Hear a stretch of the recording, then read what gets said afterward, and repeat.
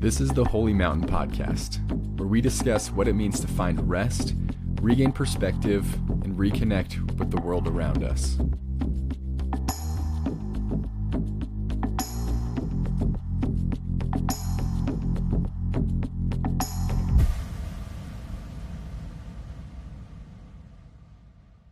All right, everybody, welcome back. This is Shane Oehler, and today we're trying a couple things differently today. So I'm solo today. So that's the first time we've had a solo podcast here on the Holy Mountain Podcast.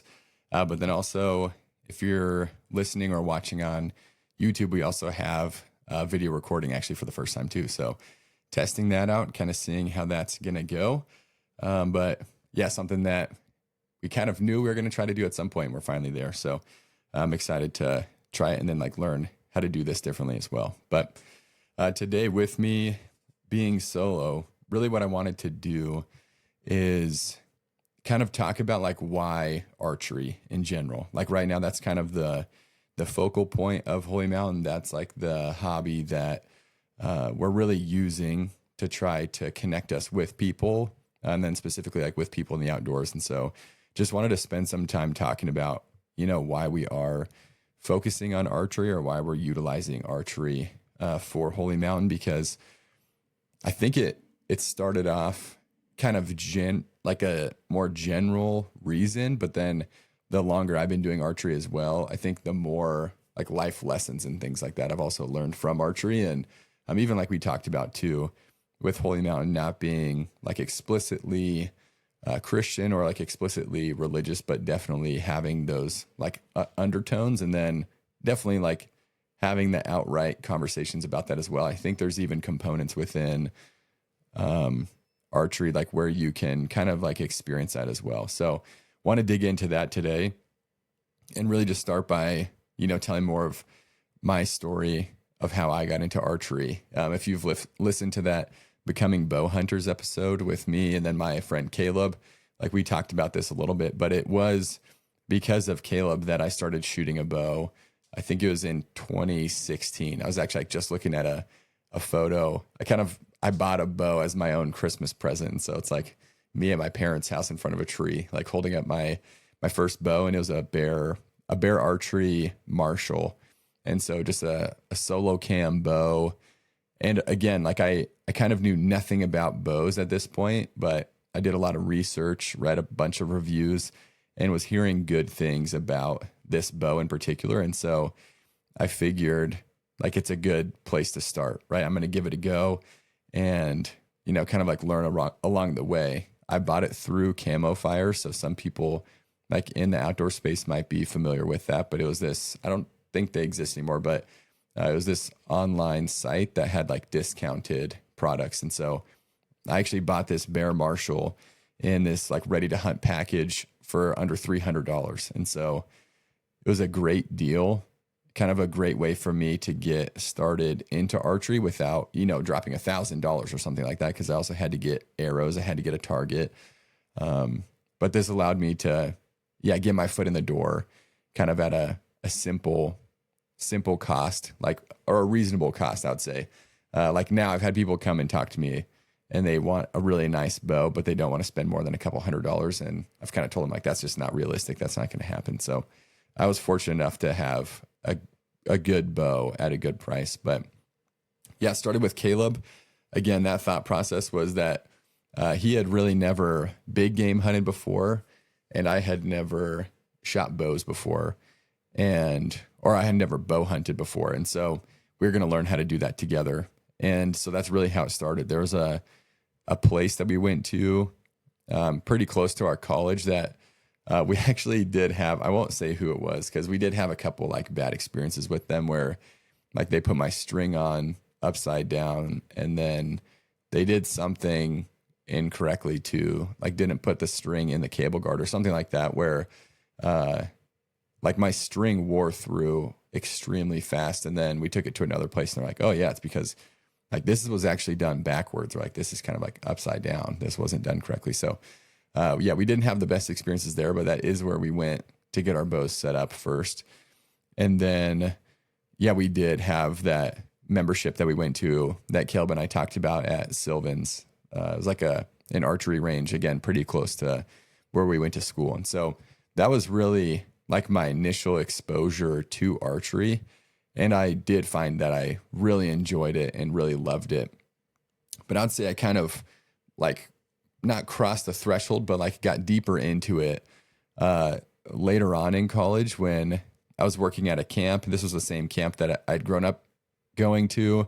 This was the same camp that Beck and I met at. So you've heard us talk about it before on the podcast, but I was going to be a summer staff member there and they needed lifeguards. And so I was thinking that I was just going to, do what I needed to do, take the lifeguard test.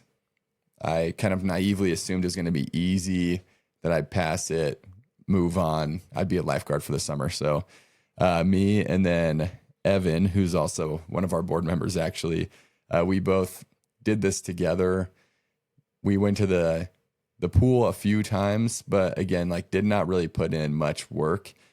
And we also underestimated the length of the pool we were swimming. So we thought it was like an actual, like Olympic size pool, but it was half that. So we were swimming 25 yards when we thought we were swimming 50. And so we like swim what we think is 300 meters that we're going to have to swim for the lifeguard certification. We're like, yeah, that was like not the easiest thing ever, but like doable. And so then I think because of that, we also didn't train much. And so then day came for the actual lifeguard certification test. And I was like wheezing my way through the 300-meter swim.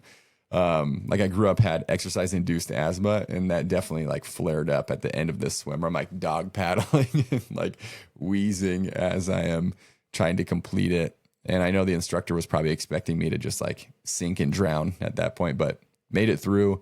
She kind of came over and said like, hey, like you passed that, but it wasn't great. And I eventually failed out of the certification because of one of the tests where you had to, tread water while holding a brick with your hands up. And I just didn't know how to do that egg beater kick. And I am definitely like a denser body. Like I'm not somebody who just like floats easily and naturally. Like I'm more of a sinker for sure. So that wasn't something that I knew how to do or I did well. And so I ended up, failing out of that portion. And then I remember like swimming back to the wall with the brick, like being held up in my hand. And the instructor's kind of looking at me like, how in the world can he do that? But he couldn't tread water. And I was like, I just don't know how to do these kicks. But I kind of swallowed my pride there, went to the camp managers, told them like, hey, I just failed this lifeguard certification. And we were talking about different things that I could do instead. And so I ended up being a part of like their kitchen staff, housekeeping crew. But then they also encouraged me to get my archery coach certification, like our archery instructor certification. And so I did that and loved it, right? They knew I had started bow hunting and like shooting a bow. And so they thought maybe this is something that Shane could do. He could kind of like launch this program here at the camp, do this in the summers. And so, yeah, I did this archery instructor certification course and loved it. Like, I'm pretty sure I got 100% on the test. The field day was just at it was like this older lady's house in the Portland area. It was me and one other guy that were just there taking the test. But I ate that up because, again, it was instruction that I hadn't had for this new hobby that like I was really excited about and beginning to build passion in. And so, yeah, I loved that process. And I immediately was thinking like, how do I apply this to bow hunting? How can I apply this to, shooting my compound bow versus these little Genesis bows or like a simple recurve that we might use for this archery instructor or kind of like an intro to archery event.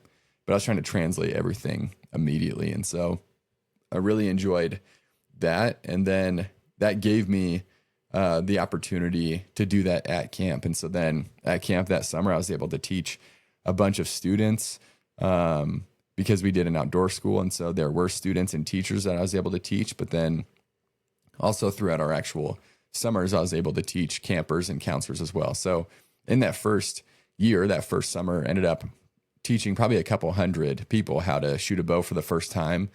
And I loved it. Like, I thought that was so much fun. It was fun to see like these younger kids get to do something that maybe was like a little bit intimidating to them, and something that, I don't know, at least for me, like I always thought shooting a bow and arrow was awesome. And so I never got that chance until I was in college. I shot a bow for the first time actually here in Kalispell, Montana, when I visited with some friends from school that lived here. And so that was really my first exposure to shooting a bow. But these kids at, fifth grade, sixth grade level are getting the chance to come and shoot a bow. And I thought that was awesome, like to be able to provide them that opportunity. And I would also have my compound bow out there. And then we called it Winston the Whitetail. So like my 3D buck target, I had, probably 60 yards away. And so then we were shooting at 8 yards. And so they thought 60 yards was like an impossible shot. But then I got to show them my bow compared to the bows that they had been using, and then got to shoot a bow, at 60 yards. And they got to see like what that process was like. And so again, I think I got to see that initial excitement and exposure for those kids and those students. And again, that was exciting to me, where I was like, I think there's something to this, like bigger than just, this little kind of like camp season or, just like a simple intro thing. I was like, I think there's something more that we can do here. And so that's really kind of where some of those ideas for incorporating archery into Holy Mountain, where they were born from. And then through that instructor certification course too, we learned really how archery is something that anybody can do. And I think it's something that we can quickly draw conclusions for, especially like with different people that do have different disabilities or maybe different like handicaps, where we think like there's no chance that like this, I don't know. I mean, like even people without arms, right? Like people without arms could shoot a bow, but you have people who are shooting bows effectively with their feet, using a mouth tab and things like that. And so like the adaptations that you can use for archery, I think it's so cool and so special to be able to incorporate like nearly everyone. Like we even watched a video where somebody who is completely blind, they can draw their bow, and there's kind of this like boxed frame where they can indicate like if they're on target or off the target based on how they're bumping into the frame.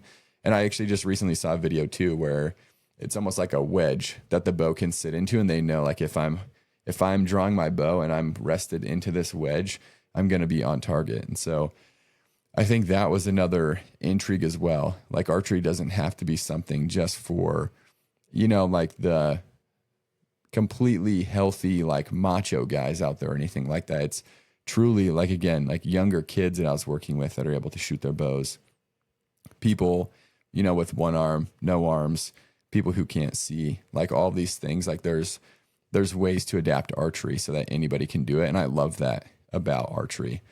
And so I think that was another draw as well. Like I don't want to create some organization that's built around something that, maybe 5% of the population can actually do. But this is something that I think truly, if you're willing to find a solution and to work with the archer, I truly think like just about anybody would be able to, draw a bow back and shoot it and get to experience that. And so I think that's super special as well. Another thing that I thought was fun that I got the exposure to after that instructor certification and in being at camp is we purchased an archery tag kit. And so it's kind of like the feel of paintball where you can have those big like inflatable obstacles. You're wearing like a mask typically, like that looks like a paintball mask, but then you're shooting these, not old, but you're shooting recurves, and then the arrows are those foam tipped arrows. And so like you can get whacked and they can, you'll feel it, but it's not going to obviously impale you. You're not going to get stuck with like an archery tag arrow. And so that was another fun thing to do for people that maybe didn't enjoy the structure of like an intro to archery event, because again, safety is the biggest priority there. And so it was very structured, and there was a fairly like rigid system and process to that. And so archery tag kind of allowed people to get in the mix, to learn on the fly without the big like safety risk as well. And so I think that was a super fun experience for the students. For sure, I loved it. Like I wanted to play archery tag as much as we could. I loved, launching arrows at people and catching them. It's kind of like, it's like paintball mixed with dodgeball. So if you caught an arrow out of the air, somebody got to come back in. And so, it was a lot of fun. Kind of like, you're like living out those like crazy warlike scenarios in your mind of like medieval times where you think you're like faster than an arrow and you could catch it without it, hitting you first. And so those types of things were super fun. But while I was instructing people and teaching them archery, and again, as I've shot like over the past, I think it is close to 10 years now, there's these lessons that, I've like taken notes on, and as we think about Holy Mountain's potential involvement, even doing like intro to archery type programs at schools or hosting our own and building out like some sort of like sequencing, like there's some big takeaways that I've written down that I think, again, help people understand that this is not like just about archery. Like if I'm teaching someone how to shoot a bow, that's not just my end goal, but there really is more behind it as well. So the first thing that's kind of that like applicable life lesson is just really courage, because you have to try something new. I know for our oldest, that's a scary thing for her right now, to have to step out of what she knows and what she's familiar with and try something new. There is fear and there can be anxiety in that. And so to really affirm people that, this is courageous. Like you're being brave to step up and try something new that you don't know how to do. But that's where you can trust somebody else. You can trust an instructor.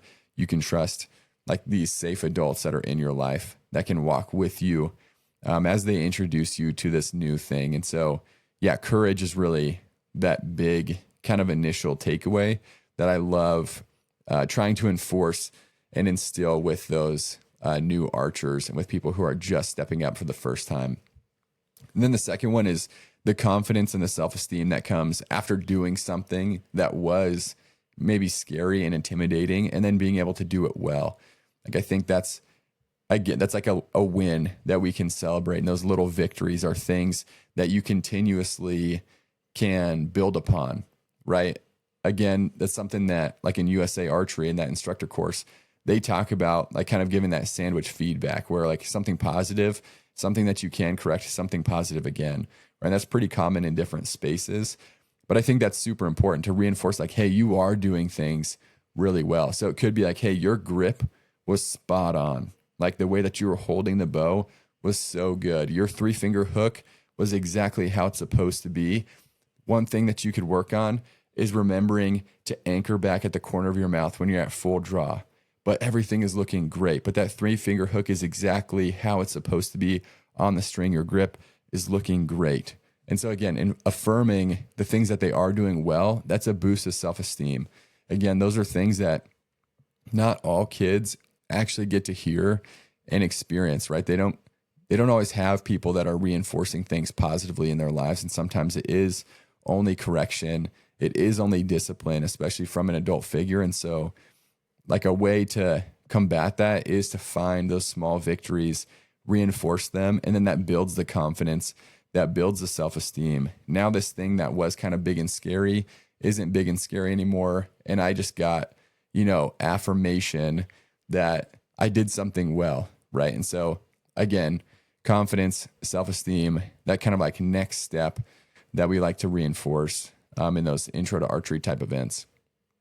Then another one is discipline and consistency. So I think discipline is really one of like the first things that I do talk about and that I do teach, because, I've heard somebody explain this. It might have been about archery, but I'm not sure. But they said like archery is simple, but it's not easy, right? The instructions I could probably communicate to somebody in like 60 seconds, but then to consistently do it every time is not easy. And so that's where the discipline comes in, right? Can you step up to the line and have your feet in the same position every time? Can you have your grip in the same position the exact same time? Can you get your 3-finger hook in the same position the exact same time? Like the exact same way. So those things, like thinking through those processes, kind of like hitting your little markers and doing it exactly the same every time. I also remember hearing somebody say, like, I don't want to shoot 10,000 shots. I want to shoot one shot 10,000 times. And that's really like stuck with me in my mind. And then somebody else also talked about, kind of like shooting at longer distances. And they said like shooting 100 yards versus shooting 10 yards is the exact same shot. It's the exact same process. It's the exact same release that I'm aiming for. And I know like mentally that has helped me as well. Think through that, like, I don't have to actually do anything differently in this farther shot. I just need to do the exact same thing, talk myself and work through that same process, just like I would if I was 10 yards away and like couldn't possibly miss the target, right? Versus 100 yards where I'm seeing the little shakes, I'm seeing the movement of my pin, I'm seeing any sort of wobble. And maybe that's starting to spin me out mentally. Like if I can slow myself down and remember, like, this is okay. This is the exact same shot as when I was super close. I just need to work through my release, aim the exact same way, do those things consistently with the same level of discipline. Then the shots get easier. They're like not as intimidating. So again, that's something that I think is super transferable to life, right? There's so many aspects in our lives where we just need to focus on being disciplined and being consistent. And things can feel big and daunting, right, when you look at them from a distance. But if you remember, these are the same steps that I do every day, or this is the same process, right? Like how I wake up today when I have a test versus how I wake up today when it's summer break is actually the same. I have to get out of bed the same way. I'm going to make my bed the same way. I have to get ready and go, leave the house the same way. And so those pieces where we can slow ourselves down, recognize the discipline that we have, the consistency that we have and that we can bring, I think, again, can be kind of like a game changer in some regards and just super helpful for like taking some fear and some anxiety out of a circumstance that really like doesn't carry any different weight than a normal day would, or again, in the archery correlation, like a normal shot would. Like it's the same thing. It doesn't have to be like big and grand and intimidating to us. Something else too that I think is interesting from archery is, and this again is like one of those kind of biblical connections. Like if you look at some of the translations that are used of the word sin, one of the translations is missing the mark, and it is like an archery term. And so you have that idea of like the arrow not finding center, like you were missing the mark of what you were aiming for. And honestly, I love that because kind of just point blank, like what is sin? It's doing anything that's outside of God's design, right? God's design is the mark. Sin is missing it. And so there's times where our own decisions are the things that cause us to miss the mark. Maybe it's, different kind of like circumstantial pieces that are making us, are kind of like steering us in a direction to miss the mark. But at the end of the day, like we've missed the center of the target. We've missed God's design. And so I love the kind of the learning lesson in that as well. But then the kind of like next step of like, how do you recover from that? Like in our walk with Christ, like how do you recover from sin? Like, are you quick to move back to repentance? Are you quick to turn back to God, right? To acknowledge the sin that is in your life, to acknowledge that you have just missed the mark, that what you just did was outside of God's design? Are you quick to affirm that, recognize that, accept that, and move back towards God? Or like, are we stubborn and saying like, I give up at this point, or, it's too hard, or whatever our excuse might be, or whatever, like maybe we just don't acknowledge that we even missed the mark, right? Like I think for archery, it's way more blatant, like, hey, you actually did not hit the center, right? But maybe you're kind of like gaslighting yourself into thinking like, well, I was aiming for the right side of the target. Like that's actually what I was hoping to do. And we can kind of create those, beliefs in our own mind. And again, kind of like gaslight ourselves into believing that we didn't do anything wrong. But like, how do we respond from that? Right. And so that kind of leads me on to the next point of intrinsic versus extrinsic factors. So what are the things that I can control that are inside of myself? What are the things that are outside of my control and outside of myself? How do I control what I can, and how do I adapt to what I can't? I think a good example, like, so that Bear Marshall that I started shooting, was my first bow. I shot it all the time, and I got to the point where I knew if I was shooting poorly or if I was missing, that was because of me. Like, it wasn't because of anything with the bow. I knew the bow was going to shoot where it was supposed to if I did my part. But I think so many people are, it's like the classic, like, you drop a ball and you're looking at your glove like as if there was a magic hole that just appeared. Like, we try to blame our equipment rather than taking the accountability that, no, that was me. That was my error. And so there's plenty of things that are intrinsic factors that I can control, right? Again, the discipline and the consistency. Am I actually hitting those points that I know I'm supposed to hit? Am I punching the trigger like on my release, or am I actually squeezing that and having a follow through, right? So for me, that's like one of my biggest things. I know if I'm shooting poorly, I'm anticipating the release. I might jerk up when I do that, or I might slam the trigger back, and that lurches me up. For a while, that's what was happening. I was continuously missing high, and I could make adjustments on my bow, but then even then, right, I was finding out, I'm adjusting in this way and I'm still hitting high because I'm lurching every single time. And so that was something that I had to correct. But something that's outside of my control, maybe it's really windy, right? Maybe I'm at the range, I'm shooting 100-yard target over at Lone Pine. It's super windy. Maybe I shoot an arrow and I'm like, that felt great. The things that I could control were as good as they could have been, but I still shot 6 inches left because the wind is blowing, right? I can make that adjustment. I can adapt to what I can't control, and I can hold a little bit farther to the right so that as the wind blows and carries that arrow, it's carrying it back to center. And so again, how am I responding when I'm missing the mark? Am I looking to myself first, recognizing that, yeah, it's most likely shooter error versus equipment error, right? I think in our lives, and especially if we are believers, if we are walking with Jesus, more often than not, the reason that we're falling short is because of ourselves. It's because of our own sin that we haven't addressed, that we haven't taken care of, right? Rather than the blame game and trying to deflect and blame shift and say that it was somebody else's decisions that caused you to do something, or some other circumstance that caused something in your life, right? Most of the time, like, that's not actually legitimate.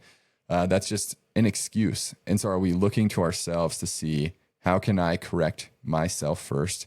How can I, as the shooter, recognize my own error first, acknowledge that I did miss the mark, and now how do I change either myself or adapt to these circumstances so that it doesn't keep happening again? How can we move on from that? So then that kind of takes us to another point that I think is key and that you get from archery is humility. Because again, this is simple, but it's not easy. And so some people can be frustrated. They can kind of feel like this is something I'm never going to master. And so why would I even spend the time doing it? Or kind of on the flip side, like, maybe they are really good and like they like find their groove in a stretch. Are we growing arrogant and then complacent to the work and to the details, right? There was a while where I would say I was in a rhythm where I knew I was shooting well. I was shooting all the time. I was kind of in that like autopilot mode. And so I wasn't really thinking about what I was doing. But then when it came to like hunting scenarios, like then I would almost like mentally panic because I hadn't been disciplined again in those steps, in the process, and in the details.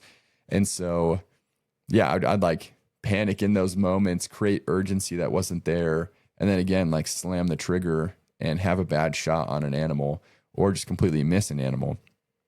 And so I would say the humility to recognize, like, again, as much as I would love to be super cool, super calm, and super collected in these hunting situations, that's not how I am. Like, I get amped up.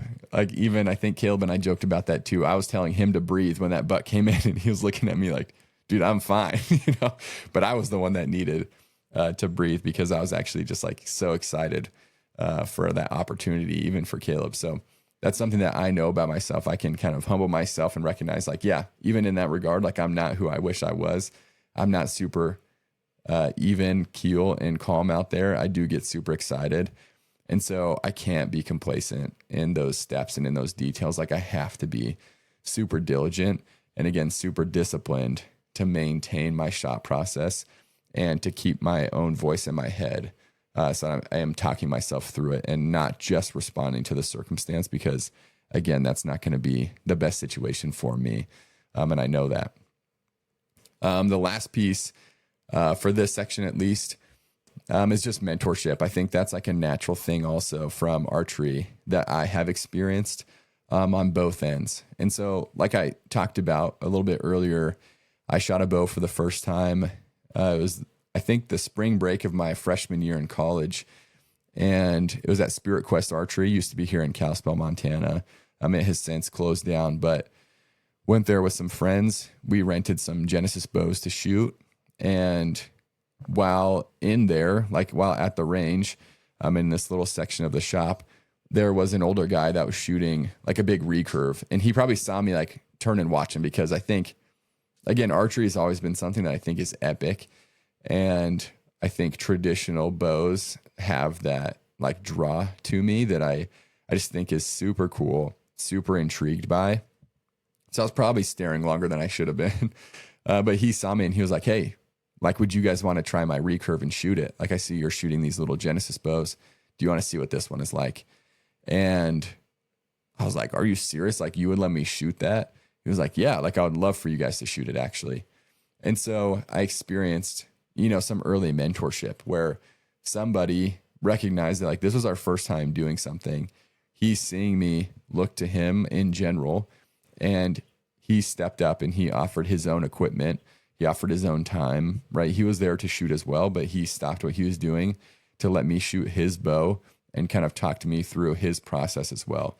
And so I think that's super important in archery, is to look for those that are ahead of you that you can learn from, but then also look for those that are behind you that you can bring along and help teach. Again, I was probably 2 years into archery when I got instructor certified and started pursuing that. And so it's not like you have to know everything about what you're doing, but most likely you know a little bit more than somebody else. And so are there opportunities that you have to teach other people, whatever it is that you're doing, right? I'm not just saying this is exclusive to archery, but if you have any hobby, any passion, any interest, like that's something that I love seeing with some of the students that I work with now is they're often in positions where they are teaching other people. Like I have some students that are teaching other people, like at volleyball camps or dance classes, like different students who are involved in worship that are helping other kids learn how to play guitar, like things like that. And so I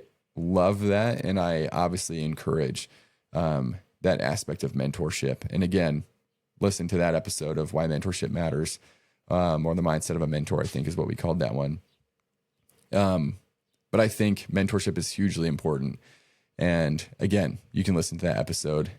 We deep dive that. But another experience that I had too, really firsthand with mentorship as far as archery goes, was a guy at that Sylvan archery range that Caleb and I used to go to. This guy had like an antler stabilizer that, like, obviously it was a front stabilizer, so it came out the front of his bow, but then he could also set his bow down, and it was like a stand kind of for his bow, where it would keep it upright and kind of like ready for him to pick up again. Again, I'd never seen that before. I was probably staring. There's a theme here. I was probably like, looking at it, obviously paying attention to it.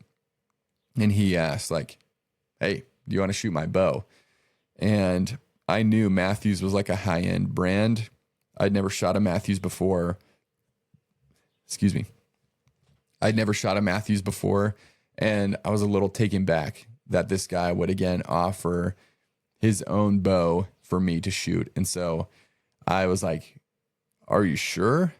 He was like, yeah, like it'll obviously, feel different, but just line the peep up.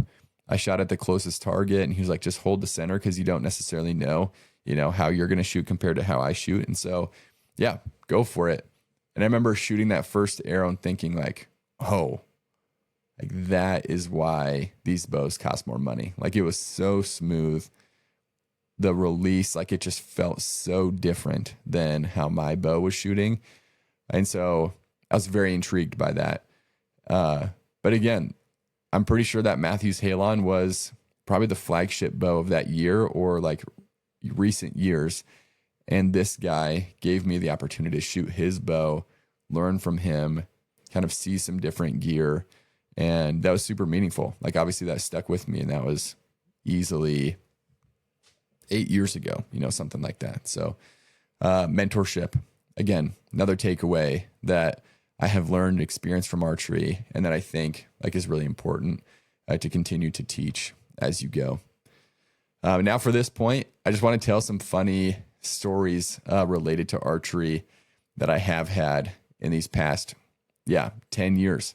One of them that comes to mind right away was when I shot Caleb's bow at his grandparents' house. So Caleb, he's taller than me. He's got a longer draw than I do.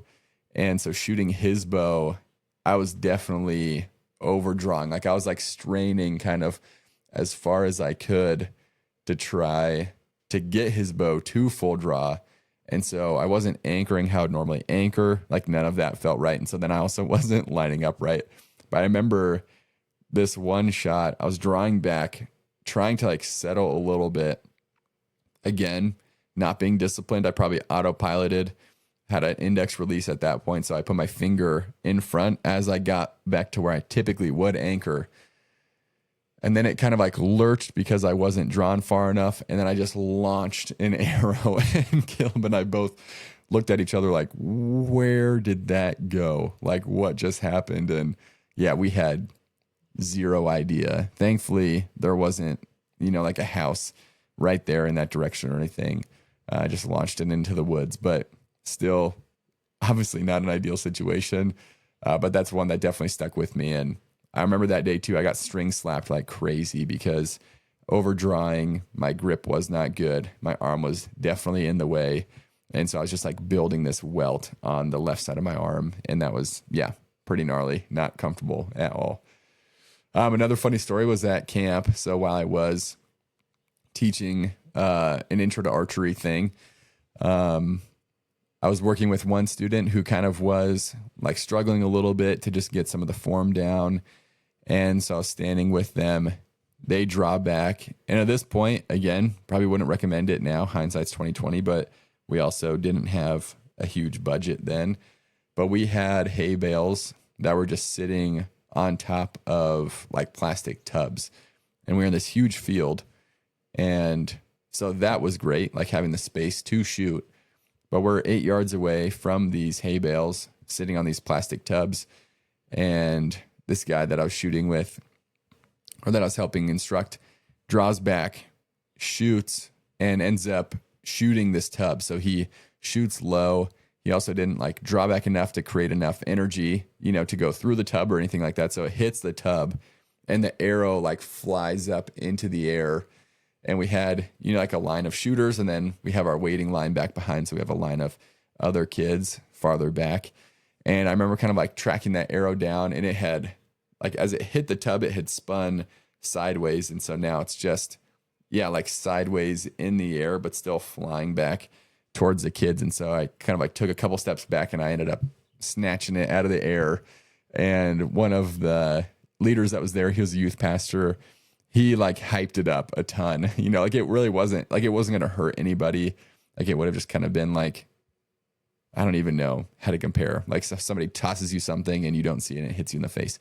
Like it wasn't going to impale anybody, wasn't going to stick into anybody, but he like, you saved his life, and he's like telling everybody at camp, like definitely buttering up the situation, making it seem more intense than it was. But they dubbed me the White Knight after that. Again, catching that arrow out of the air. But it's another funny memory of archery that comes to mind. And then another kind of like cool situation that we had at the camp was we did this night game using the archery tag equipment, and I had rubber banded a bunch of glow sticks onto the arrows. And so then we went out into that big field, and then it was like a skirmish. Like we used to play paintball, and we would call it like, I think British or something like that, where you just have the two lines of people, and it's almost that like, I don't know what word I'm looking for right now. Like Revolutionary War style fighting, where like people are lining up and you just like each take shots at each other. So that was the idea, but then with these like glow stick arrows. So in this big field at night, all you could see was, these like illuminated arrows kind of like soaring through the sky. Functionally, the game flopped. Like it did not work well, but visually it was cool as it got darker. And yeah, I think like some of the campers enjoyed that. I enjoyed it to an extent, but it was also did not play out like I hoped. But yeah, that was like another just cool archery memory. And then a very recent one that I think was humbling again, we'll say, is I was shooting in our garage. So we have a giant chest freezer that I got from my grandparents that like they used to have in their house. And as they moved, it was kind of one of those things of everybody put sticky notes on things that they wanted from my grandparents' house. And I was like, I would love that chest freezer, because I legitimately think you can probably put like 2 full elk in that freezer. It's huge. And so, yeah, and that would be like not quartered out. Like you could literally just like put their bodies in there. It's giant. And so, yeah, my grandparents had moved. We ended up getting this freezer when Beck and I moved into this house just last year. And I just have my Reinhardt block target on top of that freezer. And so I was shooting the other day. It's like 6 yards away, where I'm just working on my release. Like, again, just like working on those steps, working on the discipline of my shot process and my form. And I don't remember like exactly what I was thinking, because typically I'd be holding on my 30-yard pin and I'm like hitting pretty close to where like I'm actually aiming at that 6-yard distance. And I remember thinking, like, when I used to shoot the Mountain Archery Fest shoot over on Blacktail, somebody, like, we would have like the really steep angled close shot. And I remember somebody saying, like, if you actually hold your bottom pin in that circumstance, like that's where you're going to hit, because your bottom pin is closer to your arrow. And so I was like, okay, like in my mind in the garage, I'm like, I'll just do that. Like I'll drop my sight down a little bit and I'll just hold my bottom pin. Because I had been shooting this side that kind of looks like a deer, but almost like blank bailing, just not focusing on where I was hitting, but just on the feel of my shot. And so I spun my target. I was like, I'll see how I respond now, really trying to like hyper focus and hold inside of a dot and still have that same form, that same release. And so I drop my sight down, I draw back, and I release, and instantly hear this like thwack. And I look in the target, I can't see my arrow, which immediately I'm like, what in the world just happened? Like, did I just shoot through the freezer? And so I walk over, I'm like checking the freezer underneath the target, don't see anything. And then on top of the freezer, I have like a small chunk of the back of my arrow that had broken off. And so it's just sitting there on top of the freezer. I'm like, oh my word. Like, so obviously I missed the target, like 6 yards away, I missed the target. I'm looking for like the other half of my arrow somewhere in the garage. And then above my target, I see like a little hole, and I can see that like some of my arrow is in the wall. And so I look, and it looks like, or I think it looks like I can see like my insert in the field point. So I'm like, okay, that's the tip of my arrow in the wall.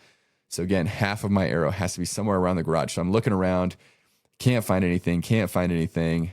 I'm thinking like, maybe I will just like check outside, like just to see like if it broke through.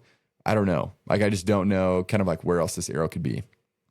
So I open the garage, walk outside, and like 3/4 of my arrow is like sticking out through our house. And I am like stunned. I'm like embarrassed, obviously. Also, like, I don't know, it was kind of humorous, but I was also like so thankful my neighbor wasn't outside or anything like that. And so I pull the arrow out of the house and then just immediately go back inside and try to act like nothing happened. I joked before, like typically it's something that I would take a picture of but I was so embarrassed. I was like hoping that I would not have to acknowledge that that ever happened, but I did. I covered it with tape, temporary fix until we actually, like get it fixed correctly. But recognized that that was my whole arrow, and like 3/4 of it like went through the house.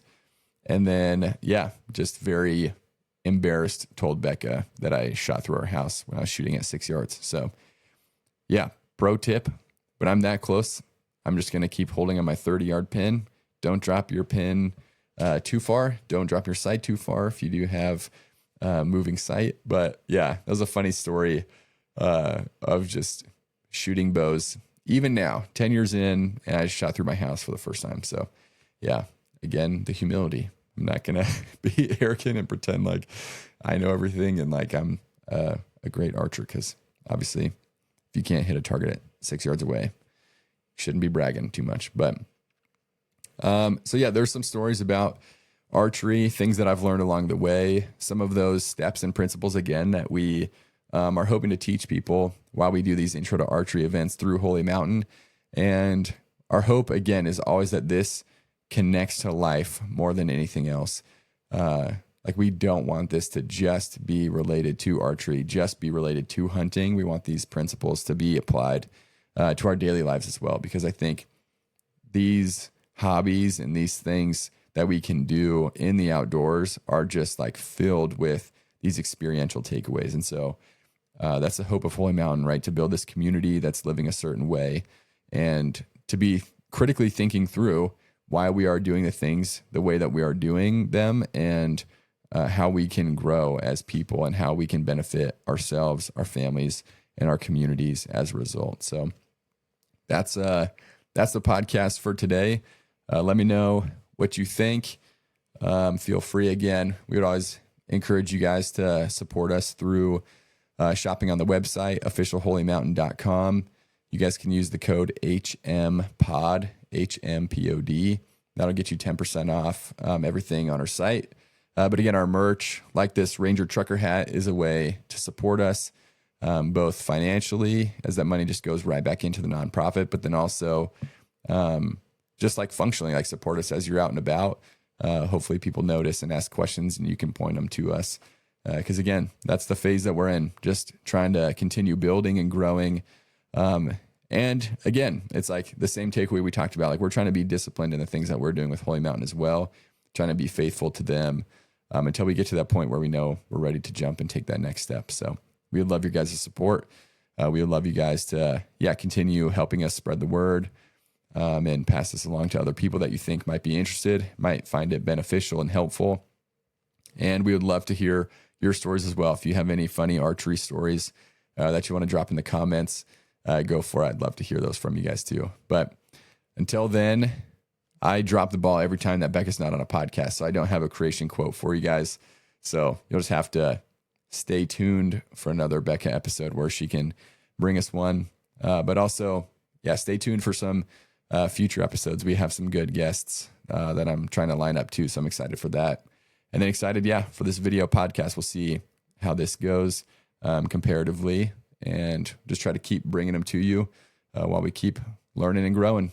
So get out there, and hope you guys live the motto, live the values while we're out here in this summer season now. But appreciate you guys. We'll see you next time.